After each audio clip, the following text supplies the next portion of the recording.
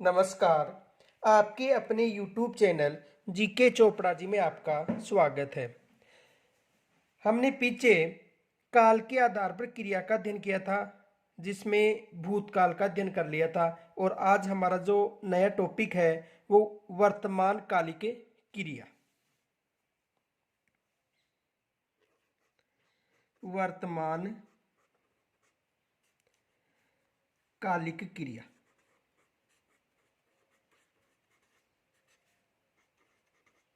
वर्तमान कालिक क्रिया।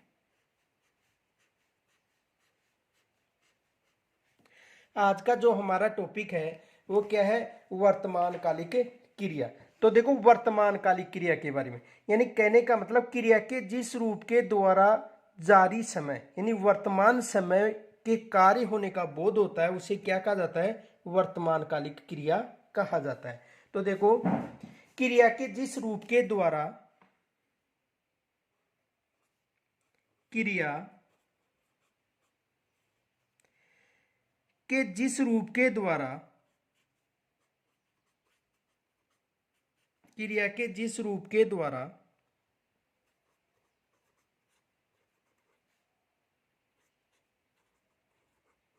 जारी समय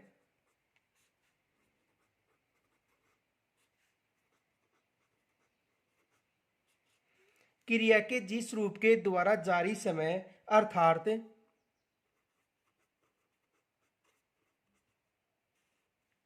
वर्तमान काल में किसी कार्य वर्तमान काल में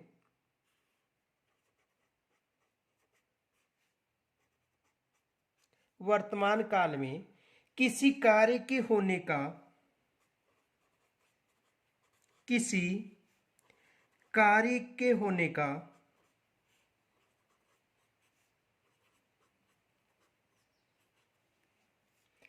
बोध हो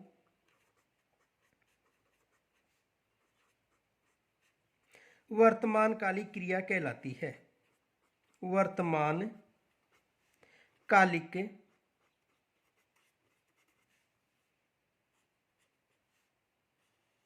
क्रिया कहलाती है।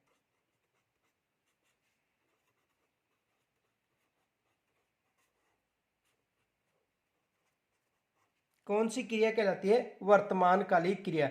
यानी वर्तमान कालिक क्रिया किसे कहते हैं? एक बार दोबारा समझो। क्रिया के जिस रूप के द्वारा जारी समय यानी वर्तमान काल में किसी कार्य के होने का बोध होता है उसे क्या कहा जाता है? वर्तमान कालिक क्रिया कहा जाता है। अब देखो, जो वर्तमान कालिक क्रिया है उसके 5 भेद हैं। वर्तमान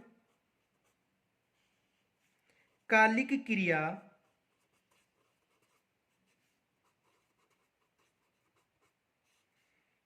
वर्तमान कालिक क्रिया के 5 भेद हैं। कितने भेद हैं? 5 भेद हैं। यानी वर्तमान कालिक क्रिया है, उसके कितने भेद हैं? 5 भेद हैं। तो देखो, 5 भेद कौन कौन से हैं? सबसे पहले देखो, सामान्य वर्तमान कालिक क्रिया। सबसे पहले किसका अध्ययन करेंगे? सामान्य वर्तमान कालिक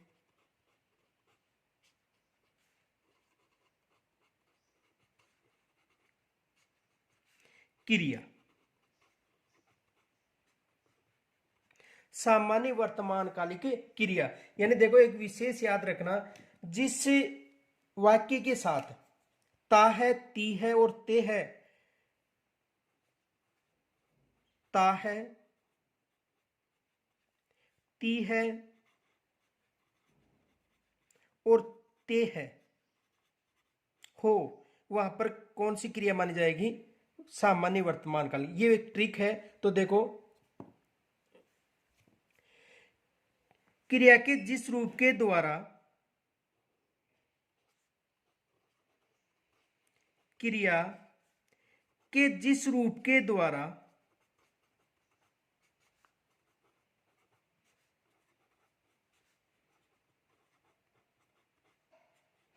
क्रिया के जिस रूप के द्वारा जारी समय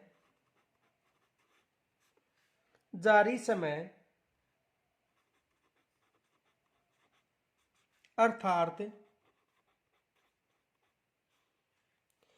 वर्तमान काल में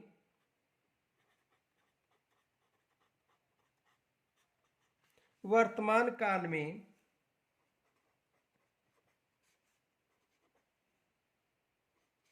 किसी कार्य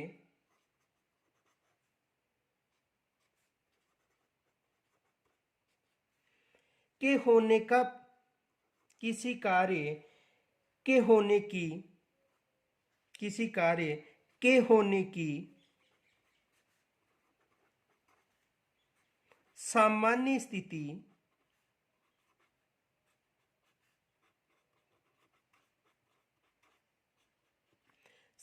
स्थिति का बोध हो,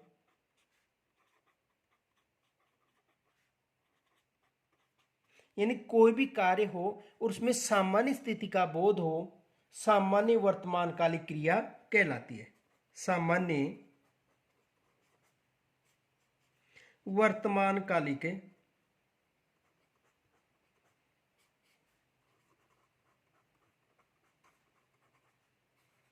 क्रिया कहलाती है।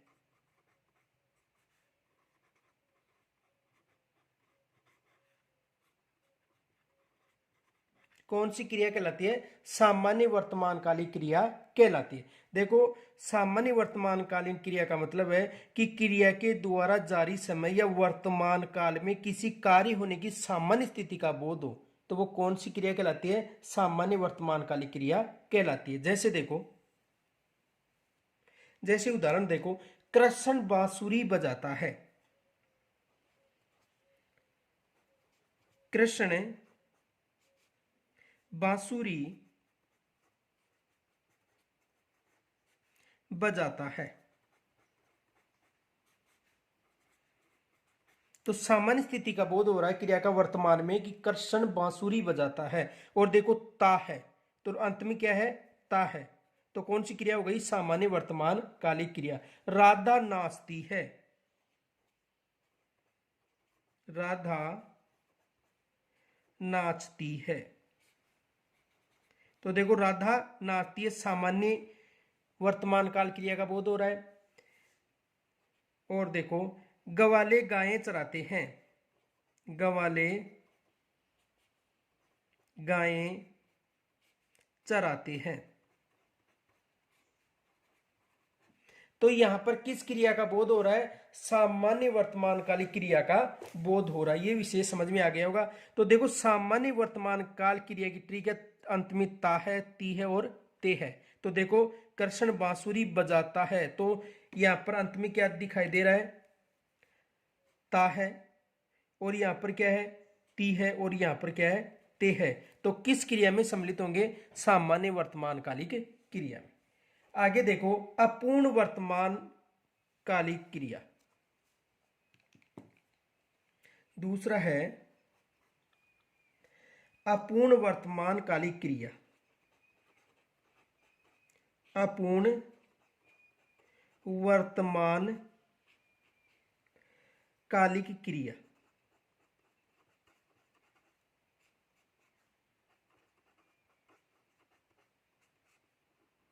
अपूर्ण वर्तमान कालिक क्रिया। देखो, अपूर्ण वर्तमान काल क्रिया में याद रखने की ट्रिक है, अंत में देखो रहा है,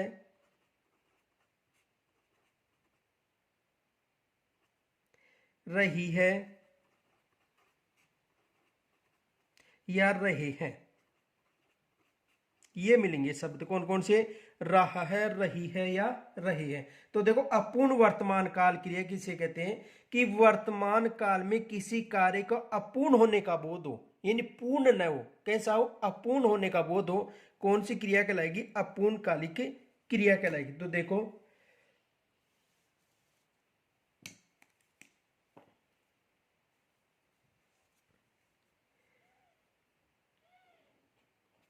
क्रिया के जिस रूप के द्वारा क्रिया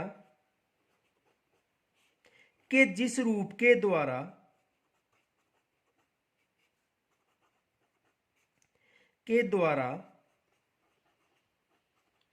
जारी समय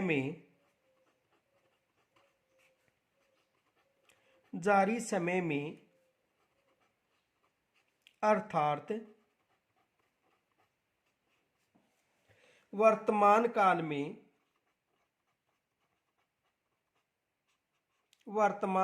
में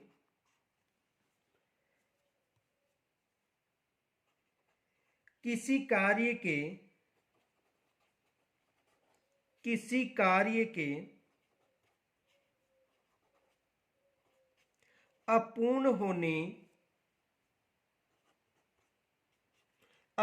होने का बोध हो, अपूर्ण वर्तमानकालिक क्रिया कहलाती है। अपूर्ण वर्तमानकालिक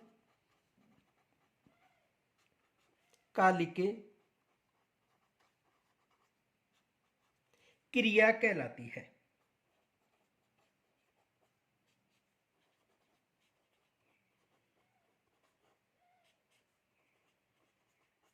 देखो, अपूर्ण वर्तमानकालिक क्रिया का मतलब कि क्रिया के जिस रूप के द्वारा या क्रिया के वर्तमान काल में अपूर्ण होने का बोध हो, वो कौन सी क्रिया कहलाती है? अपूर्ण वर्तमानकालिक क्रिया। जैसे देखो,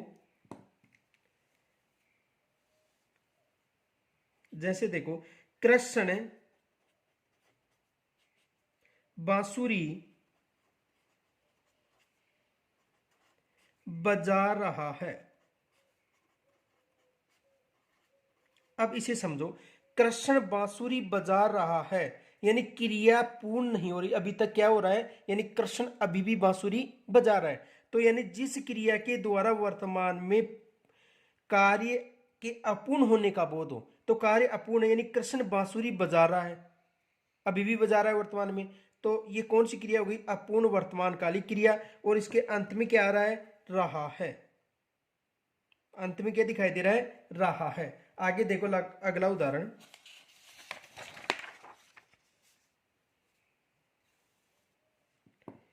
राधा नाच रही है। राधा नाच रही है। राधा नाच रही है। तो देखो, राधा नाच रही है यानी वर्तमान में काल में कार्य कर रही है, यानी वर्तमान में कार्य कर रही है, तो अपूर्ण वर्तमान काल क्रिया हो गई। और अंत में क्या दिखाई दे रहा है? रही है। अंत में क्या दिखाई दे रहा है? रही है। आगे देखो, गवाले गायें चरा रहे हैं। गवाले गायें चरा रहे हैं। तो देखो, वर्तमान काल का उदाहरण है, लेकिन वर्तमान में भी क्रिया अपूर्ण होने का बोध हो रहा है, क्योंकि अभी भी गाय चरा रहे हैं। तो ये कौन सा हो गया? अपूर्ण वर्तमान कालिक क्रिया का। और अंत में क्या दिखाई दे रहा है? रहे हैं। ये विशेष याद रखना। आगे देखो, अगला प्रकार, संदिग्ध वर्तमान कालिक क्रिया। तीसरी कौन सी है?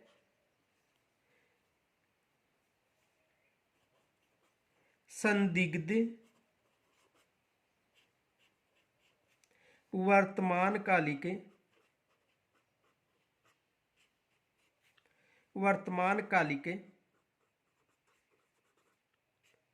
क्रिया। संदिग्ध वर्तमानकालिक क्रिया। और इसमें देखो, अंत में रहा है, रहा होगा, रही होगा या रहे होंगे मिलेंगे। अंत में क्या मिलेगा? या तो मिलेगा रहा होगे, होगा, या मिलेगा रही होगी, और या मिलेगा रहे होंगे।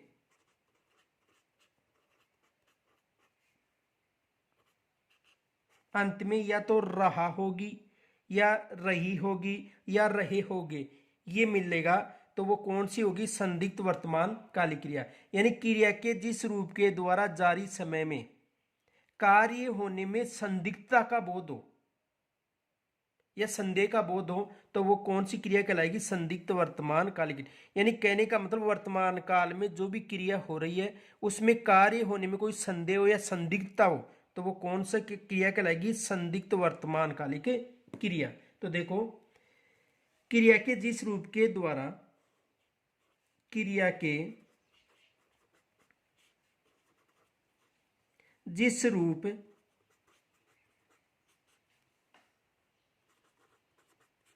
के द्वारा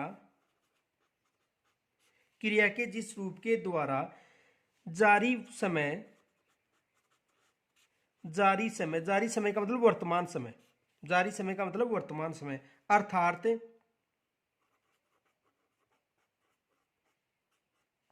वर्तमान काल में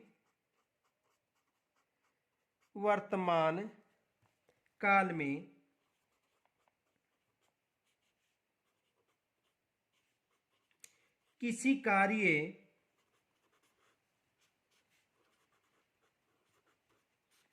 कार्य के होने में संदिग्धता का बोध हो, किसी कार्य के होने में संदिग्धता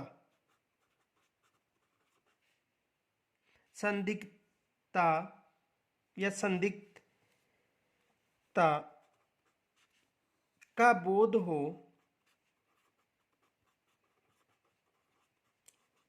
संदिग्धता का मतलब संदेह का बोध हो, यानी जिस कार्य के द्वारा वर्तमान काल में संदेह का बोध हो या संदिग्धता का बोध हो, तो वहां पर कौन सी क्रिया कहलाएगी? संदिग्ध वर्तमान कालिक क्रिया।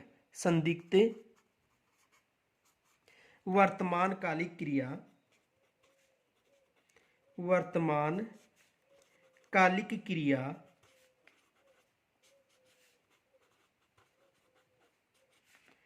कहलाती है। देखो, जिस कार्य के द्वारा वर्तमान समय में या जारी समय में किसी कार्य के होने में संदिग्धता या संदेह का बोध हो, वो कौन सी क्रिया कहलाएगी? संदिग्ध वर्तमान कालिक क्रिया। जैसे उदाहरण देखो,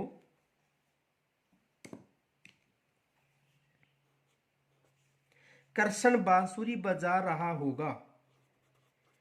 कृष्ण बांसुरी बजा रहा होगा, संदेह का बोध हो रहा है, यानी कृष्ण बांसुरी बजा रहा होगा। ठीक है, अब अंत में क्या दिखाई दे रहा है? रहा होगा। तो अंत में क्या दिखाई दे रहा है कि कृष्ण बांसुरी बजा रहा होगा। तो देखो, संदेह का बोध हो रहा है, पता नहीं कि बजा रहा है या नहीं, यानी कृष्ण बांसुरी बजा रहा होगा, संदेह का बोध है, तो कौन सा हो गया? संदिग्ध वर्तमान कालिक क्रिया। आगे देखो, राधा नाच रही होगी। राधा नाच रही होगी, इसमें भी अंत में क्या दिखाई दे रहा है? रही होगी, यानी संदेह का बोध है। आगे देखो, गवाले गाय चरा रहे होंगे। गवाले गायें चरा रहे होंगे, यहां पर भी संदेह का बोध हो रहा है और वर्तमान कालिक क्रिया है, इसलिए क्या हो गई? संदिग्ध वर्तमान कालिक क्रिया। और अंत में क्या दिखाई दे रहा है? रहे होंगे। आगे देखो अगला प्रकार, संभाव्य वर्तमान कालिक क्रिया।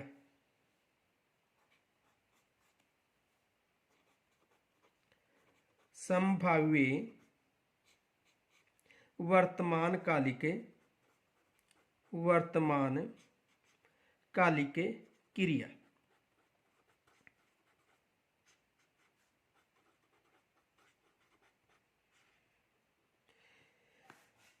संभाव्य वर्तमान कालिक क्रिया, यानी कहने का मतलब वर्तमान काल में किसी कार्य होने की संभावना का बोध हो या शायद, यानी वर्तमान काल में किसी कार्य की होने की संभावना हो, तो उसे कौन सा संभाव्य वर्तमान काल क्रिया कहा जाएगा। और इसे याद करने का देखो, अंत में क्या मिलेगा आपको? रहा हो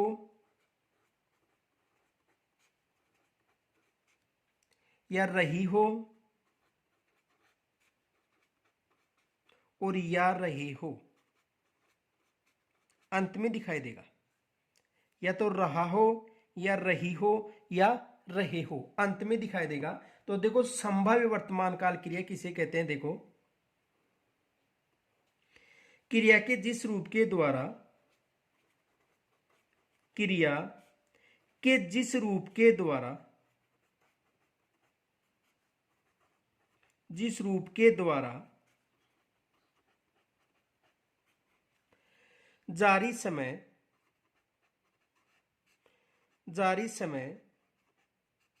अर्थात वर्तमान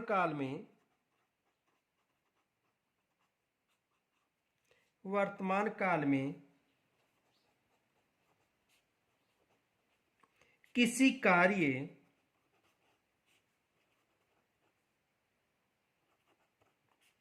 के होने की संभावना, के होने की संभावना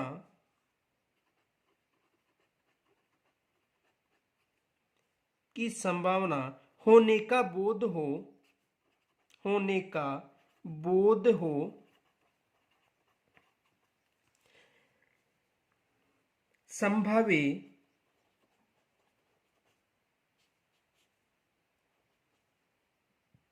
वर्तमान कालिक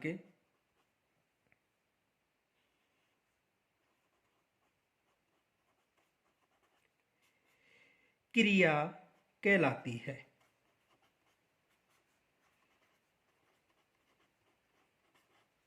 क्रिया कहलाती है। देखो क्रिया के जिस रूप के द्वारा जारी समय में, जारी समय का मतलब वर्तमान में, किसी कार्य के होने की संभावना का बोध हो, किसका? संभावना का बोध हो, तो कौन सी क्रिया कहलाएगी? संभाव्य वर्तमान कालिक क्रिया। और अंत में दिखाई देगा रहा हो, रही हो और रहे हो। अंत में क्या दिखाई देगा? रहा हो, रही हो और रहे हो। देखो उदाहरण देखो,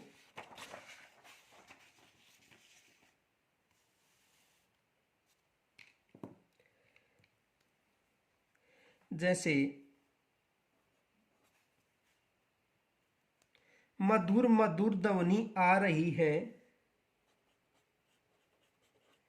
मधुर मधुर ध्वनि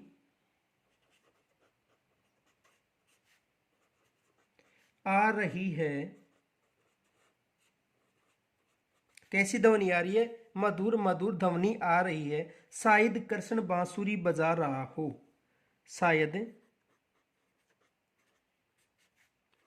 कृष्ण बांसुरी बजा रहा हो। देखो मधुर मधुर ध्वनि आ रही है, शायद कृष्ण बांसुरी बजा रहा हो। अब देखो इसमें कौन सी क्रिया है? संभाव्य वर्तमान कालिक क्रिया। पीछे बताया देखो, रहा हो मिले या रही हो या रहे हो या शायद शब्द जहां पर मिले वहां पर कौन सी क्रिया होगी? संभाव्य वर्तमान कालिक क्रिया। या तो शायद, रहा हो, रही हो या रहे हो। तो देखो मधुर मधुर ध्वनि आ रही है, तो रही है। शायद कृष्ण बांसुरी बजा रहा हो, तो देखो यहां पर शायद मिल रहा है और यहां पर रहा हो। तो कौन सी क्रिया है? संभाव्य वर्तमान कालिक क्रिया। दूसरा उदाहरण देखो, पायलों की आवाज आ रही है, पायलों की आवाज आ रही है, पायलों की आवाज आ रही है। शायद राधा नाच रही हो, नाच रही हो। तो देखो यहां पर शायद और नाच रही हो, तो कौन सा होगा? संभाव्य वर्तमान कालिक क्रिया। कौन सा उदाहरण होगा? संभाव्य वर्तमान कालिक क्रिया। आगे देखो,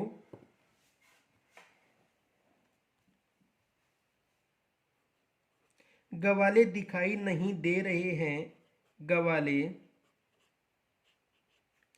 दिखाई नहीं दे रहे हैं,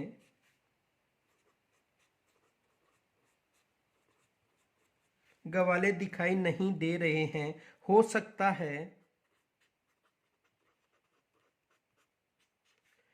हो सकता है वे गायें चरा रहे हों, वे गायें चरा रहे हो। तो इसमें किसका बोध हो रहा है? संभाव्य वर्तमान कालिक क्रिया की, यानी संभावना व्यक्त की जा रही है और अंत में क्या मिल रहा है? रहा, रहे हो। यानी जो भी क्रिया हो रही है उसकी वर्तमान काल में संभावना प्रकट हो रही है। गवाले दिखाई नहीं दे रहे हैं, हो सकता है वो गायें चरा रहे। हाँ, आगे देखो अगला उदाहरण। ऐसा लगता है, ऐसा लगता है कि कोई हमारी बातें, कि कोई हमारी बातें सुन रहा हो, सुन रहा हो। तो अंत में क्या दिखाई दे रहा है? रहा हो। और इसमें संभावना व्यक्त हो रही है, इसलिए संभाव्य वर्तमान कालिक क्रिया का उदाहरण है। आगे देखो, अज्ञात वर्तमान कालिक क्रिया। अज्ञात, अज्ञार्थक वर्तमान कालिक क्रिया, वर्तमान कालिक क्रिया, वर्तमान कालिक क्रिया। और इसमें अंत में हमें ए या औ दिखाई देगा, ए या औ, ओ, ए या ओ दिखाई देगा अंत में। तो देखो, क्रिया के जिस रूप के द्वारा वर्तमान काल में आज्ञा के अर्थ का बोध हो, यानी आज्ञा देने के अर्थ का बोध हो वर्तमान काल क्रिया में, तो कौन सा कहलाएगा? आज्ञार्थ वर्तमान कालिक क्रिया। तो देखो, क्रिया के जिस रूप के द्वारा, क्रिया के जिस रूप के द्वारा, क्रिया के जिस रूप के द्वारा जारी समय में, जारी समय में, अर्थात जारी समय का मतलब वर्तमान में, जारी समय में अर्थात वर्तमान काल में आज्ञा के अर्थ, आज्ञा के अर्थ का बोध हो,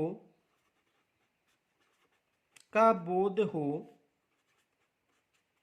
आज्ञार्थ वर्तमान कालिक, आज्ञार्थक वर्तमान कालिक, वर्तमान कालिक क्रिया कहलाती है। कौन सी क्रिया कहलाती है? आज्ञार्थक वर्तमान काल क्रिया, यानी क्रिया के जिस रूप में वर्तमान काल में आज्ञा के अर्थ का बोध हो, आज्ञार्थक वर्तमान काल क्रिया कहलाते। उदाहरण देखो, जैसे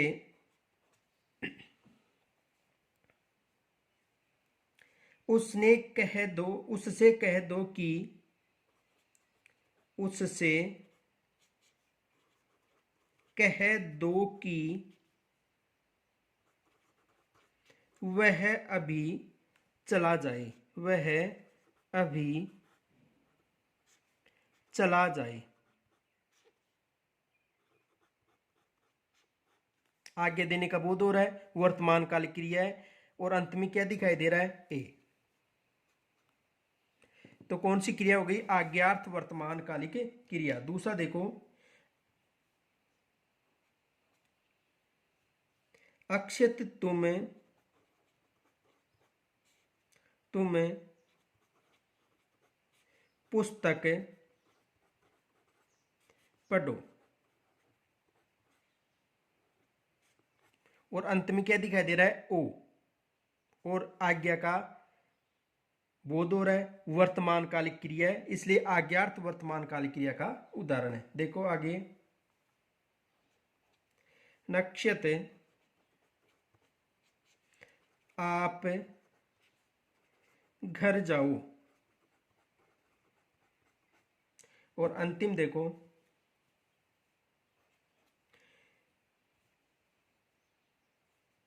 ममता तुम खाना पकाओ। खाना पकाओ। तो इसमें आज्ञार्थ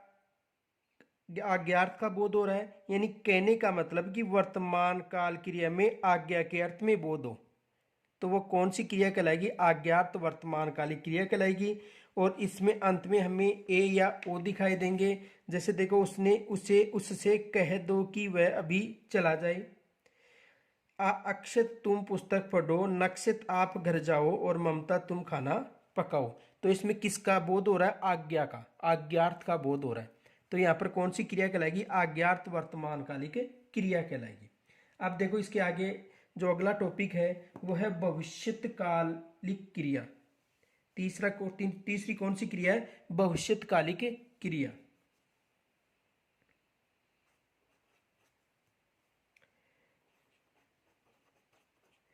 भविष्यत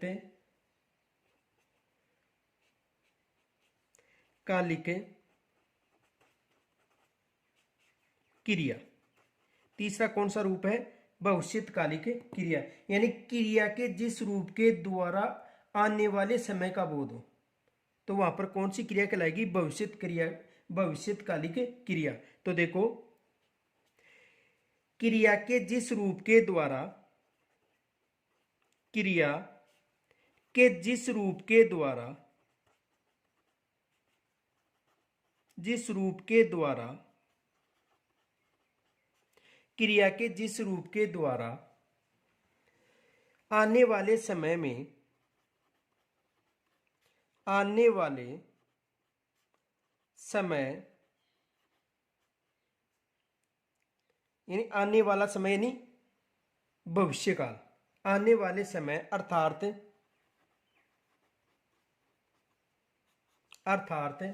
भविष्य में किसी कार्य, भविष्य में किसी कार्य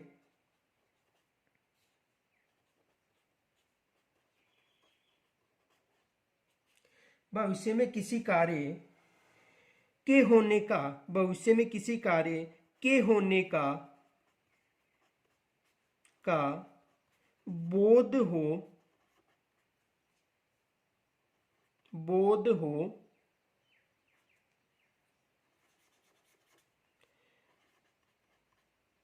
बोध हो, भविष्यत कालिक क्रिया, भविष्यत कालिक क्रिया कहलाती है।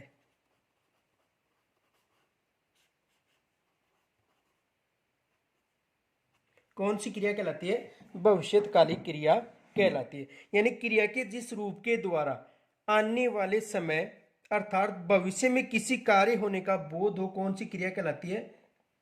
भविष्यत कालिक क्रिया कहलाती है। अब देखो, इसके कौन कौन से प्रकार हैं। देखो, एनसीईआरटी के द्वारा भविष्यत कालिक क्रिया को 3 प्रकारों में बताया गया है, और कुछ विद्वानों ने इसे 4 भेद भी बताए हैं। तो देखो,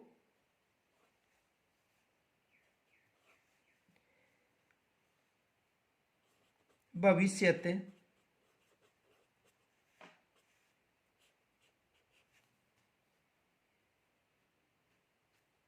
कालिक क्रिया, भविष्यत कालिक क्रिया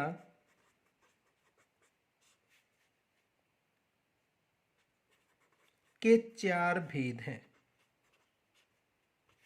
और जो माध्यम शिक्षा बोर्ड है उन्होंने 3 भेद बता रखे हैं, ये विशेष याद रखना। माध्यम शिक्षा में 3 और कुछ विद्वानों ने इसके कितने भेद बताए हैं? 4 भेद। तो देखो सबसे पहले सामान्य भविष्यकालिक क्रिया। सामान्य भविष्यकालिक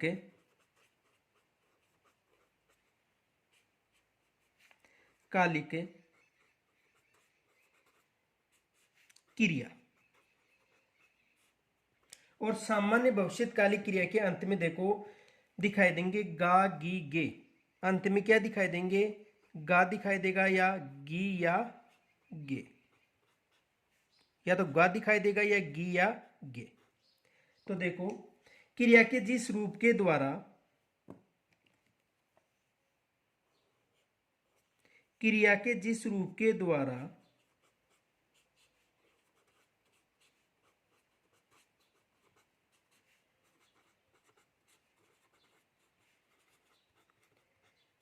क्रिया के जिस रूप के द्वारा आने वाले समय में, और आने वाला समय कौन सा है? भविष्यत काल।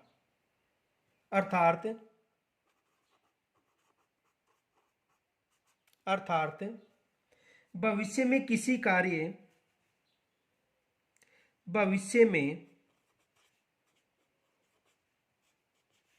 भविष्य में किसी कार्य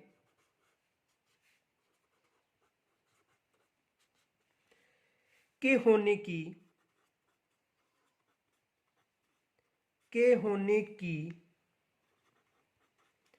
सामान्य स्थिति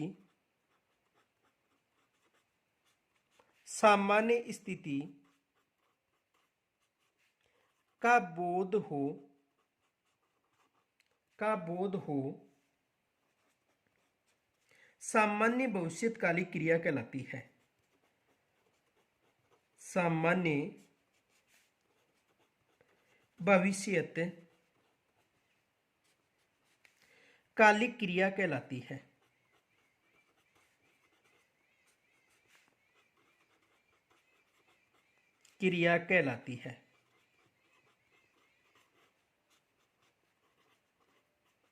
कौन सी क्रिया कहलाती है? सामान्य भविष्यकालिक क्रिया। और अंत में दिखाई देगा गा गी गे। और क्रिया के जिस रूप के द्वारा आने वाले समय में यानी भविष्य में किसी कार्य के होने की सामान्य स्थिति का बोध, कौन सी क्रिया कहलाती है? सामान्य भविष्यकालिक क्रिया। जैसे उदाहरण देखो, अक्षत पुस्तक पढ़ेगा। अक्षत पुस्तक पढ़ेगा। और अंत में क्या दिखाई दे रहा है? गा। और इससे ये बोध हो रहा है कि पढ़ेगा का मतलब भविष्य में। तो अक्षत पुस्तक पढ़ेगा, अंत में क्या दिखाई दे रहा है? गा। अनीता खाना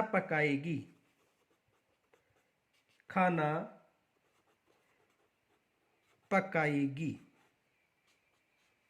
ये भी भविष्य का बोध करा रहा है। और अंत में क्या दिखाई दे रहा है? गी। बच्चे विद्यालय जाएंगे। बच्चे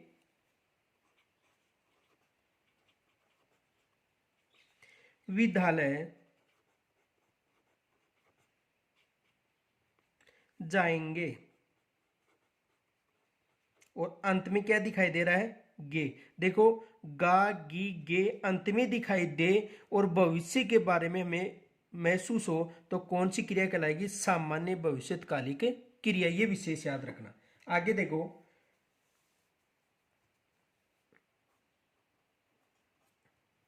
संभाव्य भविष्यकालिक क्रिया। संभाव्य भविष्यत कालिक क्रिया।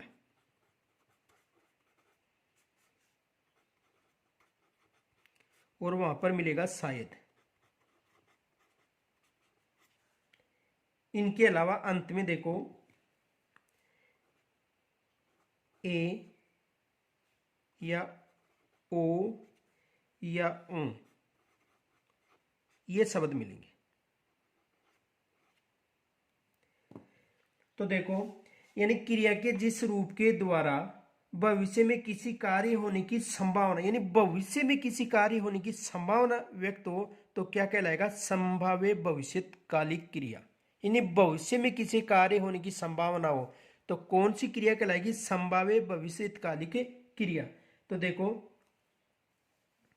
क्रिया के जिस रूप के द्वारा क्रिया के जिस रूप के द्वारा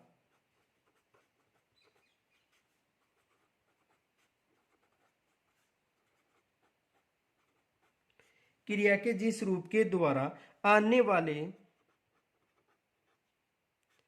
वाले समय में, आने वाले समय यानी भविष्य में, अर्थात भविष्य में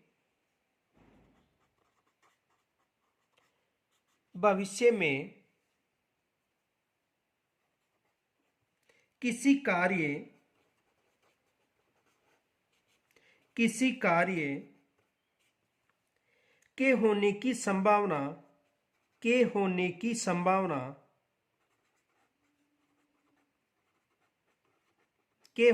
संभावना हो, संभाव्य भविष्यकालिक क्रिया कहलाती है।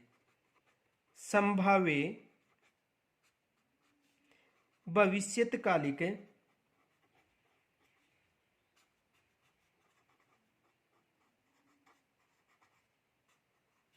क्रिया कहलाती है।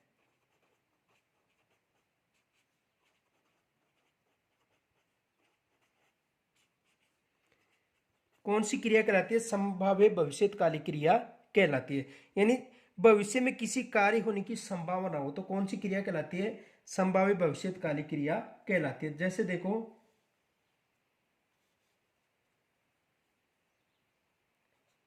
जैसे देखो, हरीश का फोन आया था, हरीश का फोन आया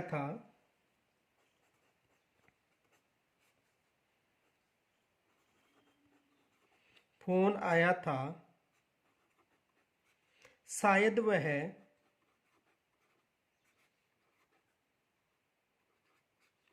कल आए,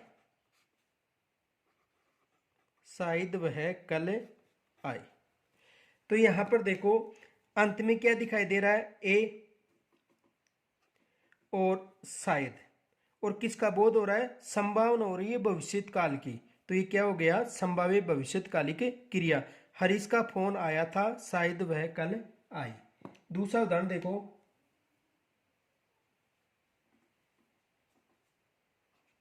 बादल घने काले हो रहे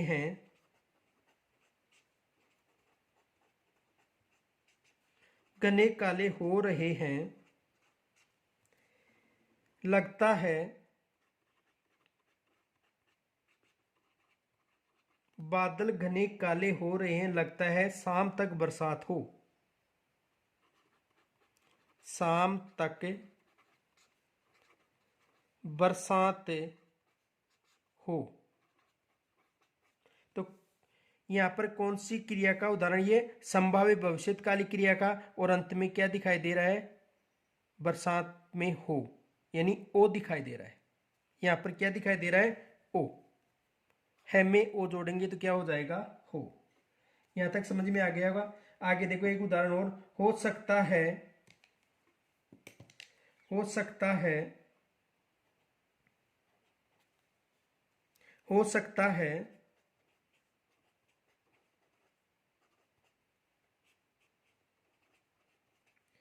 मैं कल नहीं जाऊं, मैं कल नहीं आऊं।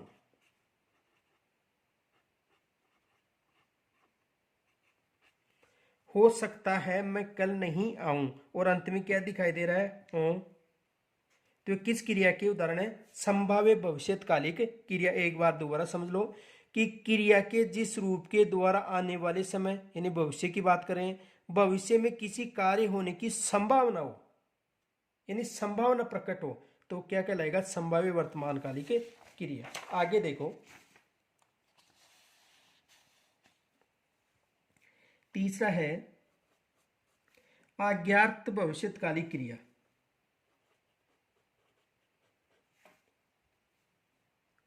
आज्ञार्थक भविष्यत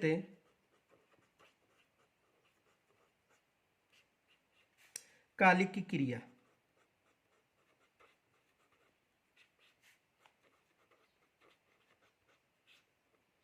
कौन सी क्रिया? आज्ञार्थक भविष्यकालिक क्रिया। और इसमें देखो अंत में हमें मिलेगा आएगा या जाएंगे, आएगा या जाएंगी, जाएगा, ये शब्द अंत में मिलेंगे, आएंगे या जाएंगे। ठीक है। अब देखो, क्रिया के जिस रूप क्रिया के जिस रूप के द्वारा क्रिया के जिस रूप के द्वारा आने वाले समय में आने वाले समय में यानी भविष्यकाल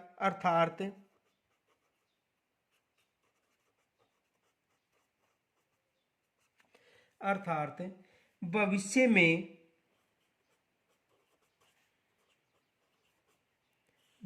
में किसी कार्य की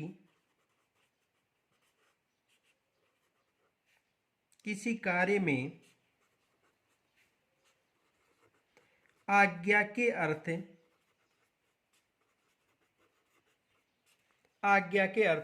का बोध हो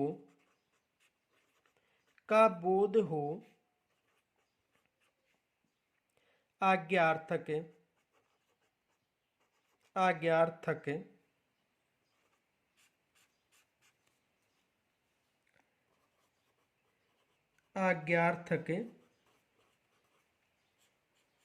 भविष्यत कालिक क्रिया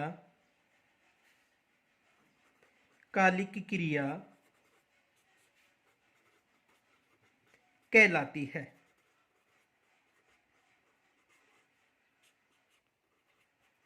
कौन सी क्रिया कहलाती है? भविष्यकालिक क्रिया। यानी क्रिया के जिस रूप के द्वारा आने वाले समय यानी भविष्यकाल की बात करें, अर्थात भविष्य में किसी कार्य में आज्ञा के अर्थ का बोध हो, तो वो कौन सी क्रिया कहलाएगी? आज्ञार्थ भविष्यकालिक क्रिया। जैसे आप सभी से मेरे घर पर अवश्य आएंगे। आप सभी, जैसे देखो, आप सभी मेरे घर पर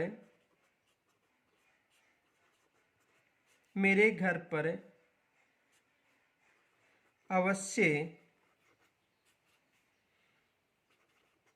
आएगा। यानी आप सभी मेरे घर पर अवश्य आएगा। दूसरा देखो,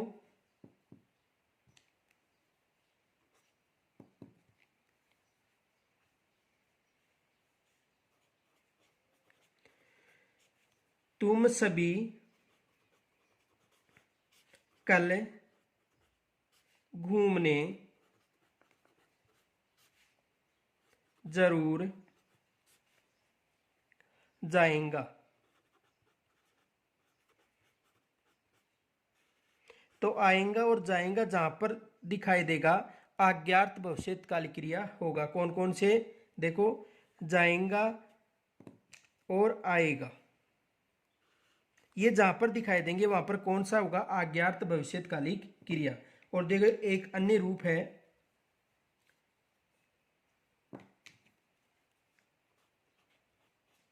हेतुमत भविष्यकालिक क्रिया। हेतु हेतु मत हेतु मध्य भविष्यत्कालिक भविष्यत्कालिक क्रिया भविष्यत्कालिक क्रिया हेतु मध्य भविष्यत्कालिक क्रिया। और इसमें ये शरतवाची होती है, जिसमें शरतवाच का बोध यानी शरत का बोध होता है। शरतवाची यानी शरत का बोध हो। देखो जैसे उदाहरण देखो, यानी कहने का मतलब क्रिया के जिस रूप के द्वारा आने वाले समय यानी भविष्य में किसी कार्य के होने में शरत का बोध हो। ये विशेष याद रखना कि भविष्यत्कालिक क्रिया का उदाहरण हो, लेकिन किसका बोध हो? शरत का बोध हो। हेतु मत भविष्यत्कालिक क्रिया कहलाती है। और इसमें देखो दिखाई देगा यदि तो, ये दिखाई देगा दोनों शब्द यदि तो और शरत का बोध हो। कौन सी क्रिया कहलाएगी? हेतु मत भविष्यत्कालिक क्रिया। तो देखो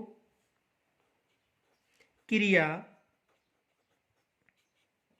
के जिस रूप के द्वारा क्रिया के जिस रूप के द्वारा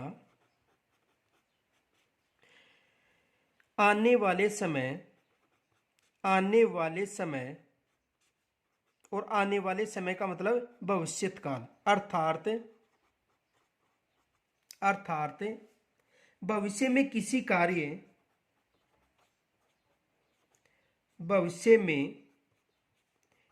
कार्य के होने यानी भविष्य में किसी कार्य के होने में शरत का बोध हो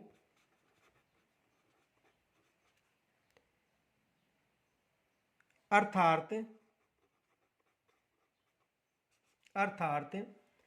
एक कार्य दूसरे कार्य पर एक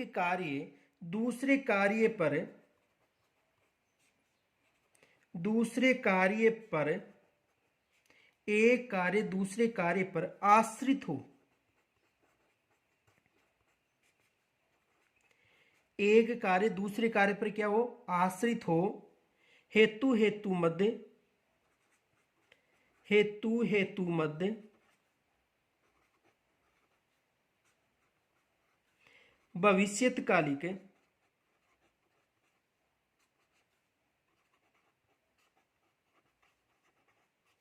क्रिया कहलाती है।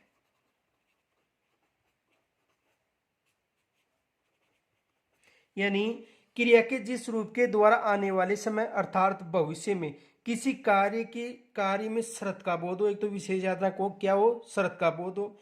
या एक कार्य दूसरे कार्य पर आश्रित हो। कौन सी क्रिया कहलाती है? हेतु मध्य भविष्यत्कालिक क्रिया। जैसे देखो यदि बरसात अच्छी होगी तो फसल भी अच्छी पकेगी। देखो यदि बरसात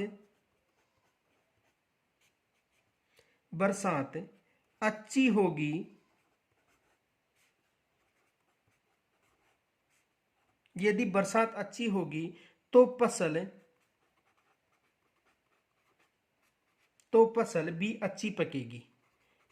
भी अच्छी पकेगी।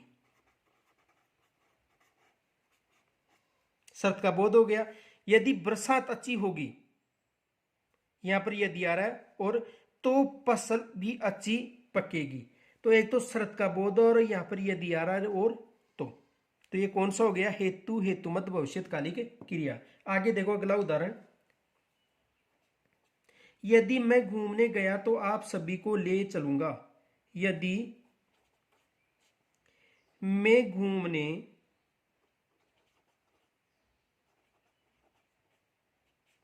गया तो आप सभी को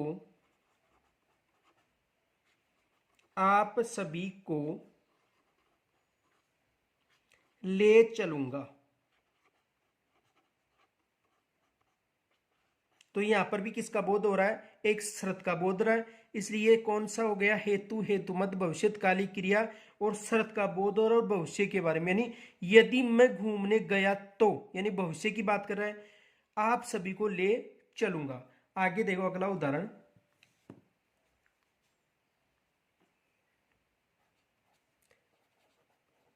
अगर राम जाएगा, राम जाएगा, अगर राम जाएगा तो मैं भी जाऊंगा, तो मैं भी जाऊंगा, तो मैं भी जाऊंगा। तो इसमें भी किसका बोध हो रहा है, एक शरत का बोध हो रहा है। और हेतु हेतु मध्य भविष्यकाली क्रिया का उदाहरण है, यानी कहने का मतलब क्रिया के जिस रूप के द्वारा कार्य करने में शरत का बोध हो या एक कार्य दूसरे कार्य पर आश्रित हो, कौन सा क्रिया कहलाएगी, हेतु हेतु मध्य भविष्यकालिक क्रिया कहलाएगी। तो आज हमारा जो काल के आधार पर क्रिया के रूप थे वो समाप्त हो गए। इनके बाद अगला जो हमारा टॉपिक है वो अव्यय होगा। और यहाँ तक यदि कोई समस्या हो तो कमेंट्स के द्वारा जरूर बताएं। धन्यवाद।